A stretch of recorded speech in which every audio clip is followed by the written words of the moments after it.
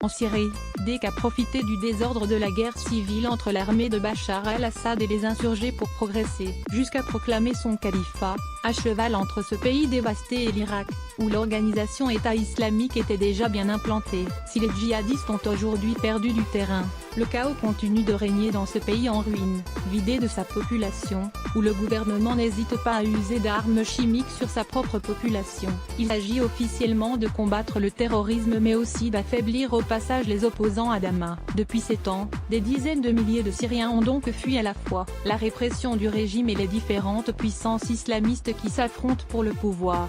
Témoin de massacres incessants, l'Occident a longtemps hésité quant à la stratégie à adopter face à Bachar el-Assad. Faut-il s'appuyer sur son armée controversée pour combattre le terrorisme? L'ONU, tout comme la France, a plusieurs fois exprimé le souhait d'une formation d'un nouveau gouvernement, la rédaction d'une nouvelle constitution et l'organisation d'élections parlementaires et présidentielles. Mais la Russie et Vladimir Poutine, qui pèsent dans les négociations, ont toujours défendu leur allié al-Assad. Après les attentats de Paris du 13 novembre, la France avait pour sa part intensifié ses frappes.